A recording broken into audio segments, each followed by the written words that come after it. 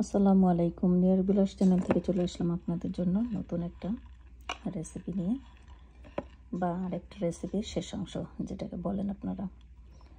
তো একটা লাইভ করতেছিলাম এই কাঁচাগোল্লা মিষ্টিটার। লাইভটা কেন জানি ডিলিট হয়ে গেল, লাইভটা আর খুঁজে পাইলাম না। লাইভটা এন্ড করার পরে ডিলিট হয়ে গেল, খুঁজে পেলাম না, মনটাই গেল খারাপ হয়ে। তো কীভাবে এই যে কাঁচাগোল্লাটা বানাইলাম। এমনি তো খুব একটা মিষ্টি টেস্টি এখন বানাই না, ঘরে মিষ্টি টেস্টি খুব একটা খাওয়া হয় না। তো তারপরেও আজকে একটু কাঁচাগোল্লা বানাইতে গেলাম। বানানোর পরে এই এন্ড করার পরে কীভাবে যেন এটা ডিলিট হয়ে গেল, খুঁজে পেলাম না। তো এই মাওয়া বানানোর রেসিপিটা ইউটিউবে আছে, আপনারা যারা ইউটিউব থেকে দেখতেছেন তারা মাওয়া বানানোর রেসিপিটা দেখে নেবেন। এই যে ঘরে বানানোর মাওয়াটাকে দিয়ে এভাবে মিষ্টিটাকে আমি কোট করে নিচ্ছি। আর যারা ফেসবুক থেকে দেখবেন তারা ইউটিউবে গিয়েও অবশ্যই মাওয়ার ফুল ভিডিওটা দেখতে পারবেন। যদিও কাঁচাগোল্লার ভিডিওটা নেই, কাঁচাগোল্লাটা কীভাবে বানাইছি সেটা আমি বলতে পারি। তো আমার চ্যানেলে কিভাবে ছানা কাটতে হয় সেই রেসিপি দেওয়া আছে, আপনারা চাইলে একটু দেখে নিতে পারেন। ঘিয়ের রেসিপিও দেওয়া আছে, আপনারা চাইলে একটু দেখে নিতে পারেন। সব কিছুই ইউটিউবে দেওয়া আছে। যারা ফেসবুক থেকে দেখতেছেন তারা ফুল ভিডিও দেখতে চাইলে ইউটিউবে গিয়ে দেখতে হবে। তো আজকে আমি এই প্রায় 4 লিটারের মতন দুধের ছানা করে নিছি। 1 কেজির চাইতে একটু বেশি ছানা হয়েছে। সেই ছানাটাকে আমি 3 ভাগ করে 1 ভাগ কাঁচা রেখে দিছি, আর 2 ভাগ আমি 1 কাপ গুঁড়া দুধ, 1/4 কাপ ঘি দিয়ে, আর 1 কাপ লিকুইড মিল্ক দিয়ে আমি এটাকে ভালো করে কুক করে নিছি। একেবারে শুকনো শুকনো করে কুক করে নিছি। ছানাটাকে আমি কাটার পরে ভালো করে মথে নিছি। মথে 3 ভাগ করে 2 ভাগ আমি কুক করার জন্য নিছি, 1 ভাগ আমি কাঁচা রেখে দিছি।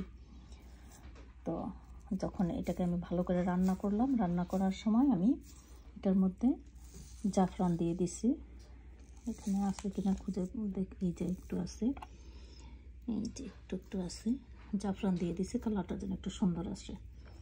আর নামানোর আগে আগে একেবারে 2-3 ফোঁটা গোলাপ জল দিয়ে দিছি।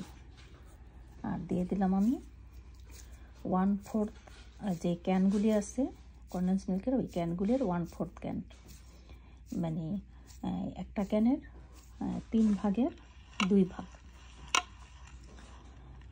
বা 4 ভাগের 3 ভাগ, এরকম রেশিওটা। তো আমার ছানা হলো 1 কেজির যেতে একটু বেশি, সেইখানে আমি দিয়ে দিলাম 1 কাপ গুঁড়া দুধ, 1/4 কাপ এই হলো ঘি, 1/4 কাপ এই লিকুইড মিল্ক, আর 1/4 ক্যান এই 1/3 ক্যান হলো কনডেন্স মিল্ক। আপনারা যদি চিনি দিয়ে করতে চান চিনি দিয়ে করতে পারেন, কেউ যদি একটু মিষ্টি বেশি খেতে চান চিনি একটু বেশি দিয়ে দেবেন। 1 কেজির ভিতরে প্রায় 1 কাপ চিনি দিলেই হইব। তো আমি যেহেতু খুব লাইট একটা মিষ্টি বানাবো তাই আমি একটু দিয়ে দিছি, অল্প একেবারে 2 টেবিল চামচ চিনি দিয়ে দিছি। তো খুব হালকা একটা মিষ্টি হয়েছে। আমি যখন কুক করে এরকম শুকনো শুকনো করে নামানোর পরে আমার যে কাঁচা ছানাটা ছিল সেই ছানাটার সাথে আমি এটাকে ভালো করে মিশিয়ে নিছি বা ম্যাশ করে নিছি, আবার একটু ডোলে দিয়ে তারপরে আমরা এই যে হাতে এইভাবে মিষ্টিগুলিকে বানাই নিতেছি। মাওয়ার মধ্যে কোট করে নিলেই হয়ে গেল। আর যদি আপনারা রসকদম বানাইতে চান তাহলে সেম এইভাবেই রান্না করতে হয়। আমার ইউটিউব চ্যানেলে আছে রসকদমের রেসিপি, চাইলে একটু দেখে নিতে পারেন। তো এইভাবেই বানাই নিতে হবে। তারপরে এটাকে গাঢ় একটা চিনির একটা রস করে নিতে হয়। রসের মধ্যে এরকমভাবে কোট করে তারপরে আপনার যে সুগার পার্ল আছে সুগার পার্ল দিয়ে গড়াই নিতে হয়, কিন্তু ভিতরের মিষ্টিটা সেম থাকে। তো যারা নাকি এই মাওয়ার রেসিপিটা পুরোটা দেখবেন, দেখার পর আপনারা তো বুঝতেই পারতেছেন আমি স্ট্রেনারের ভিতরে এভাবে চেলে গুঁড়া করে নিছি। আর এইভাবে আমরা মিষ্টির উপরে কোট করে নিতে পারি, যে কোনো মিষ্টির উপরে কোট করে নেওয়া যায়। যেই মিষ্টিগুলিকে আমরা মানে ইনস্ট্যান্ট ঘরে আমরা কীভাবে মা তৈরি করব সেই রেসিপিটা ফুল দেওয়া আছে। আর দুঃখের বিষয় যেটা, সেটা হলো আমার মিষ্টির রেসিপিটা হারিয়ে গেল। এর জন্য মনটা খুবই খারাপ হয়ে গেল, যে ঘরে এখন মিষ্টি বেশি খাওয়া হয় না, মিষ্টি বানানো হয় না। এই অনেক দিন পরে, প্রায় 2 বছর পরে আজকে যে ছানা মিষ্টিটা বানাইতে গেলাম। তো এমনিতে মিষ্টি খুব কম বানাই এখন ঘরে।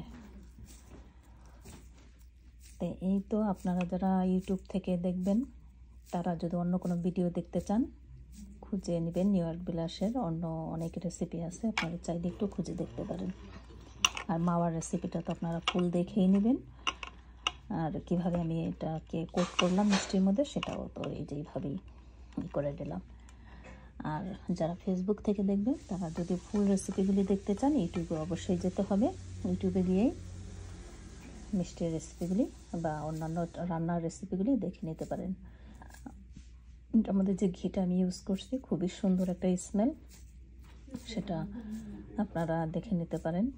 আমার চ্যানেলে আছে, ছানা কাটার রেসিপিগুলি ওর চ্যানেলে আছে, মাওয়ার রেসিপি ওর চ্যানেলে আছে। তো আপনারা চাইলে যে কোনো রেসিপি একটু দেখে নিতে পারেন। কারো রান্না শেখানোর মতো অত বড় শেপ আমি হই নাই বা ওই রকম কিছু না। আমি যা রান্না করি সেটাই আমি একটু শেয়ার করি আপনাদের সাথে। এই যা। তো সবাই ভালো থাকবেন, সুস্থ থাকবেন। আবার আসবো অন্য কোনো সময়, অন্য কোনো রেসিপি নিয়ে, অন্য কোনো রান্না নিয়ে, ব্লগ নিয়ে। সেই পর্যন্ত সবাই সুস্থ থাকেন, ভালো থাকেন। আল্লাহ হাফেজ, আসসালামু আলাইকুম।